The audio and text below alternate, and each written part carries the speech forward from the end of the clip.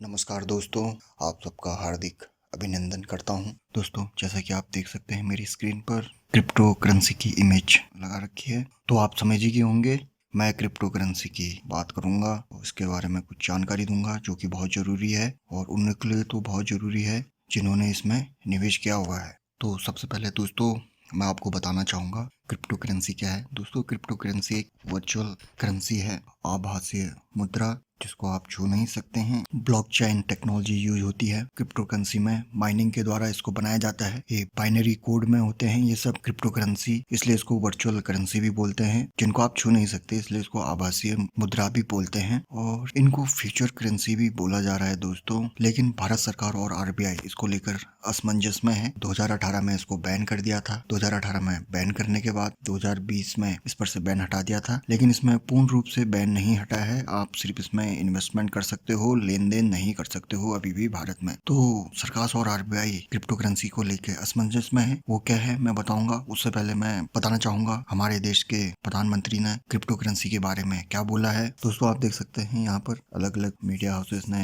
Article लिखा है PM Modi के बयान के ऊपर जो उन्होंने क्रिप्टो करेंसी को लेकर दिया था। आप देख सकते हैं PM Modi has a warning for young crypto users in India, यानी कि उन्होंने एक चेतावनी दी है नौजवानों को जो क्रिप्टो करेंसी में निवेश कर रहे हैं। आज सुर्खियों में रही ये बात। पीएम मोदी ने क्रिप्टो करेंसी के जो इस्तेमाल बढ़ता जा रहा है उसको खतरा बताया है, क्योंकि दोस्तों क्रिप्टो करेंसी ज्यादातर यूज माफिया, ड्रग्स माफिया में सभी प्रकार के माफिया आगे, ड्रग माफिया, टेररिस्ट और टेरर फंडिंग और इलीगल गतिविधियों के लिए यूज किया जा सकता है। इसीलिए उन्होंने इसको खतरनाक बताया है, और जो कि दोस्तों ये सही भी है कहीं हद तक, क्योंकि पहले जो गलत काम करने वाले थे, इलीगल काम करने वाले थे, वो पैसों का लेन देन करते थे, ऑनलाइन ट्रांजैक्शन करते थे, तो उनको ट्रैक करना आसान रहता था। अब बिटकॉइन आने के बाद ट्रैक करना थोड़ा मुश्किल हो गया है, क्योंकि कौन जिस टेक्नोलॉजी पर काम करता है, ब्लॉकचेन टेक्नोलॉजी। ब्लॉकचेन ऐसा हुआ, मान लो ये पूरा एक सिस्टम का चेन है। आपकी रिकॉर्ड यहाँ पर भी रहेगा रिकॉर्ड, फिर वही रिकॉर्ड इधर भी रहेगा, इधर भी रहेगा,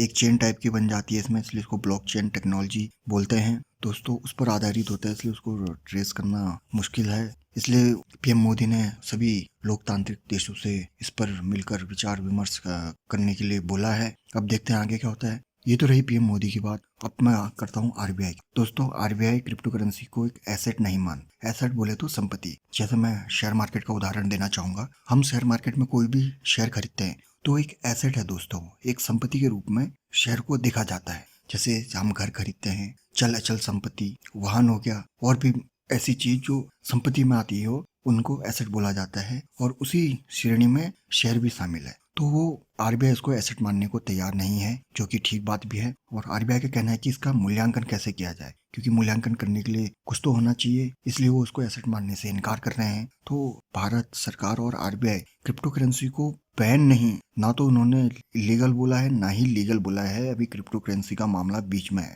अब देखते हैं क्या इसको लेकर क्या फैसला लिया जाता है। और आरबीआई का कहना है क्रिप्टो करेंसी जो सेंट्रलाइज करेंसी है हमारी, यानी रुपये, उनके लिए खतरा है। और आरबीआई ने बोला है तो कहीं ना कहीं उनकी बात में दम हो गई। और एक चीज और, जैसे दोस्तों हम एनएससी बीएससी से शेयर खरीदते हैं, बेचते हैं, ठीक है, इसमें अगर कोई गड़बड़ी हो जाए तो उसके लिए क्या है, सेबी है, यानी अथॉरिटी, रेगुलेटर, रेगुलेट करने के लिए। वैसे ही आरबीआई का कहना है बिटकॉइन में अगर किसी के साथ कुछ गलत हो जाता है तो वो कहाँ शिकायत करेगा, क्योंकि इसकी कोई अथॉरिटी नहीं है, रेगुलेटरी बॉडी नहीं है, ठीक है। और अलग अलग देशों में इसको लेकर अलग अलग कानून है, और इसका कोई एक्सचेंज भी नहीं है। जैसे अभी हमारे इंडिया का एनएससी बीएससी एक्सचेंज है, न्यूयॉर्क का न्यूयॉर्क एक्सचेंज है, किसी एक देश का इसमें अधिकार भी नहीं है। तो ये है बात कि सरकार और आरबीआई इस पर इसलिए क्रिप्टो करेंसी में भरोसा नहीं जता रहे हैं। सरकार की ओर से प्रधानमंत्री नरेंद्र मोदी ने बयान दे दिया कि उसका गलत इस्तेमाल हो सकता है, गलत कामों के लिए क्रिप्टो करेंसी का इस्तेमाल हो सकता है। टेरर फंडिंग हो गया, इलीगल गतिविधि, टेररिस्ट जैसे कामों के लिए इसका इस्तेमाल हो सकता है। और आरबीआई इसको एसेट नहीं मानती। तो अगर एसेट नहीं है तो वैल्यूएशन कैसे करेंगे। और सबसे महत्वपूर्ण बात, इसका कोई रेगुलेटर नहीं है, अथॉरिटी नहीं है। जो इसको रेगुलेट कर सके, जो इसमें पारदर्शिता लेके आए। कहीं कुछ गड़बड़ी होगी तो वो कहाँ शिकायत करेगा। नंबर 2 बात तो ये है क्रिप्टो करेंसी को लेकर। तो दोस्तों मैं आपको दूसरी स्क्रीन पर लेना चाहूँगा, वहाँ आपको कुछ और महत्वपूर्ण जानकारी दूंगा। जिन्होंने क्रिप्टो करेंसी में निवेश किया हुआ है या जो निवेश करने की सोच रहे हैं उनके लिए बहुत जरूरी है, इसलिए वीडियो को अंत तक देखें। दोस्तों हम आ गए अपनी नई स्क्रीन पर। तो मैंने आपको सरकार और आरबीआई का जो स्टैंड है क्रिप्टो करेंसी को लेकर वो मैंने बता दिया। और एक चीज और बात यहाँ पर क्लियर करना चाहूंगा, सरकार ने क्रिप्टो करेंसी को पूर्ण रूप से इलीगल भी नहीं माना है और पूर्ण रूप से इसको लीगल भी नहीं माना है, यानी अभी इस पर फैसला लेना बाकी है। ठीक हो गया। और वहाँ पर मैंने आपको बात बता दी कि आरबीआई इसको एसेट नहीं मानता और इसका वैल्यूएशन किस आधार पर करेंगे, आरबीआई का ये कहना है। तो इस चीज़ों को लेकर उस पर खूब चर्चाएं हो रही हैं और भारत सरकार का क्या रुख है वो अब मैंने आपको पीएम मोदी का जो बयान था वो बता दिया। अब दोस्तों मैं एक आंकड़ा बता रहा हूँ, उस पर गौर करना। दोस्तों एक डेटा के हिसाब से भारत में 10 करोड़ लोगों ने क्रिप्टो करेंसी में 70,000 करोड़ का निवेश किया हुआ है और ये निवेश करने वालों की जो उम्र है वो 19 साल से 35 साल के बीच में बताई जा रही है। ये मैं कोई अपने मन से नहीं बोल रहा हूँ और डेटा के आधार पर ये आंकड़े हैं। थोड़े से आंकड़े ऊपर नीचे हो सकते हैं। तो ये एक सोचने वाली बात है कि जो इसमें आयु वर्ग है 1935 युवा आयु वर्ग के अंतर्गत आते हैं, यानी युवा पीढ़ी क्रिप्टो करेंसी को लेकर बहुत आकर्षित हो रही है और क्रिप्टो करेंसी में सबसे फेमस बिटकॉइन है। तो मैं उन लोगों को आगाह करना चाहूँगा, अगर आप क्रिप्टो करेंसी में निवेश कर रहे हैं तो केवल इतना ही निवेश करें कि जितना अगर आपको नुकसान हो गया तो आपको कोई फर्क नहीं पड़ना चाहिए उस नुकसान से। पूरा लमसम अमाउंट क्रिप्टो करेंसी में ना लगाएं दोस्तों, ये बात आपको समझ लेनी चाहिए। अगर आपको ट्राई करना है तो बहुत कम, बिल्कुल इतने कम अमाउंट से शुरू कीजिए कि अगर आपको नुकसान हुआ तो आप उस नुकसान की भरपाई आसानी से कर सकें। क्रिप्टो करेंसी में निवेश करने से पहले आप अपने एक पोर्टफोलियो बनाएं, उसके बाद जो पैसे बच जाते हैं उसको आप क्रिप्टो करेंसी में निवेश कर सकते हैं देखने के लिए, एक्सपेरिमेंट करने के लिए। तो आप अपना पोर्टफोलियो बनाएं अच्छा, ताकि आपको कोई नुकसान हो तो पोर्टफोलियो आपका उसकी भरपाई कर दे। और पोर्टफोलियो में इक्विटी में कितना डालना है, गोल्ड में कितना डालना है, डेप्ट में कितना डालना है, डेप्ट बॉन्ड में, और उसके बाद रियल एस्टेट हो गया, म्यूचुअल फंड में अगर आपको डालना है कितना डालोगे, और जो सरकारी योजनाएं हैं उसमें भी पैसे लगाने हैं। क्योंकि दोस्तों मैं ये जो पोर्टफोलियो बता रहा हूँ वो बहुत ज़रूरी है। अगर आप शेयर मार्केट में हैं या कहीं भी निवेश कर रहे हैं तो ये पोर्टफोलियो बनाना बहुत ज़रूरी है। और एक तो कोरोना काल से अभी तक शेयर मार्केट ने उम्मीद से ज़्यादा रिटर्न दे दिया है, बुल रन कह सकते हो आप इसको। बुल रन में दोस्तों एक चीज़ बहुत गलत होती है, बुल रन में अच्छे स्टॉक के साथ साथ बेकार स्टॉक भी भाग जाते हैं और इसी बुल रन ने जो नए निवेशक हैं उनको अपनी ओर आकर्षित किया है। और आपने सुना होगा रिकॉर्ड तोड़ डीमैट और ट्रेडिंग अकाउंट खोले गए हैं। तो मैं उन लोगों से ये कहना चाहूँगा कि अगर आपका पैसा बना है, आपने किसी की सलाह के आधार पर या किसी टिप के आधार पर या न्यूज़ चैनल पर देखकर किसी भी स्टॉक में निवेश किया और उससे रिटर्न कमाया, अच्छी बात है, रिटर्न कमाया है, लेकिन वो मैं उसको रिटर्न नहीं मानूंगा, वो उसको मैं तुक्का कहूँगा, क्योंकि आपने कोई स्टडी नहीं की दोस्तों। क्योंकि अभी बुल रन चल रहा है, बुल रन में किसी भी स्टॉक में पैसा डालोगे तो वो रिटर्न देगा ही, और वो रिटर्न आपका कब मिनिमम रिटर्न में बन जाएगा वो आपको पता ही नहीं चलेगा, क्योंकि मार्केट बहुत खतरनाक खेल खेलता है। और आपको पहले ही सचेत कर दूं, कोई डराने वाली बात नहीं है। हाँ, अगर आपने पैसे डाले और बिना स्टडी के और रिटर्न बन गया तो प्रॉफिट बुक कीजिए, और उस जो रिटर्न का जो आपको प्रॉफिट हुआ है उस पैसे को अच्छे फंडामेंटल स्ट्रॉन्ग शेयर में लगाए, ताकि मार्केट में कभी करेक्शन आए तो आपको मजबूती प्रदान करें वो फंडामेंटल स्ट्रॉन्ग शेयर। तो ये थोड़ा अलग बात होगी क्रिप्टो करेंसी से दोस्तों।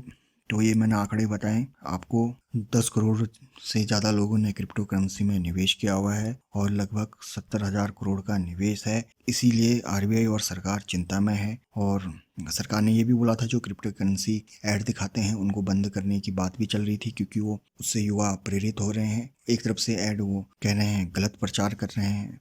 तो ये है, अब आरबीआई और भारत सरकार क्रिप्टो करेंसी को लेकर क्या फैसला लेती है वो तो आने वाले दिनों में पता चल जाएगा। लेकिन अगर आप क्रिप्टो निवेश कर रहे हैं तो मैंने पहले भी बोला, अभी भी बोल रहा हूँ, पहले अपना पोर्टफोलियो बनाइए, अलग अलग जगह निवेश करने के बाद जो बच जाता है मिनिमम अमाउंट उसको लगाइए, और इतनी अमाउंट लगाना ताकि अगर आपको नुकसान हो भी जाए तो आप उसकी भरपाई कर सकें। क्योंकि दोस्तों ये जो युवा पीढ़ी निवेश कर रही है वो इसी मकसद से कर रही है कि वो रातों रात अमीर हो जाएंगे। दोस्तों ऐसा कुछ नहीं होता। क्रिप्टो करेंसी कब ऊपर जाएगा कब नीचे आएगा किसी को नहीं पता। हाँ, आप शेयर मार्केट के बारे में स्टडी करके किसी स्टॉक के बारे में थोड़ा सा प्रोबेबिलिटी निकाल सकते हो, संभावना निकाल सकते हो कि वो ऊपर जाएगा या नीचे जाएगा। आने वाले टाइम में बिजनेस देख के, उनके रिजल्ट देख के आप निवेश करोगे स्टडी करके, तो वो स्टॉक आपको फायदा करेगा। लेकिन बिटकॉइन का तो ऐसा कुछ चक्कर ही नहीं है। एक साहब आते हैं, ट्विटर पर ट्वीट करते हैं, बिटकॉइन की कीमत उछल जाती है। अगले दिन आते हैं, बिटकॉइन को लेकर कुछ बुरी बात बोलते हैं तो बिटकॉइन नीचे आ जाता है। तो वही है ना, उसमें उतार चढ़ाव इतना ज़्यादा है, हर कोई हैंडल नहीं कर पाएगा। अरे बिटकॉइन को छोड़ो, जब शेयर मार्केट के उतार चढ़ाव को हैंडल नहीं कर पाता हर कोई, तो बिटकॉइन के उतार चढ़ाव को कैसे हैंडल करेगा। और वो पता ही नहीं चलता वो किस वजह से ऊपर जाता है, किस वजह से नीचे आता है, इसलिए वो थोड़ा डेंजर है। मैं कोई मना नहीं कर रहा हूँ आपको इन्वेस्ट करने के लिए, आप इन्वेस्ट करो, लेकिन मिनिमम अमाउंट डालो उसमें और एक एक्सपेरिमेंट के तौर पर देखो। और सरकार और आरबीआई क्या फैसला लेती है वो आने वाले टाइम में पता चलेगा, इसलिए सतर्क रहें और ऐसी गलती ना करें कि अपनी पूरी की पूरी पूंजी करोड़पति बनने के चक्कर में बिटकॉइन में लगा दो। एक जुआ खेलने जैसा हो जाएगा दोस्तों। तो आशा करता हूँ आपको वीडियो पसंद आया होगा। प्रार्थना है मेरी आप सब लोग स्वस्थ रहें, खुश रहें, शेयर मार्केट से अच्छा मुनाफा कमाएं, एक सफल निवेशक बने। बहुत बहुत धन्यवाद दोस्तों।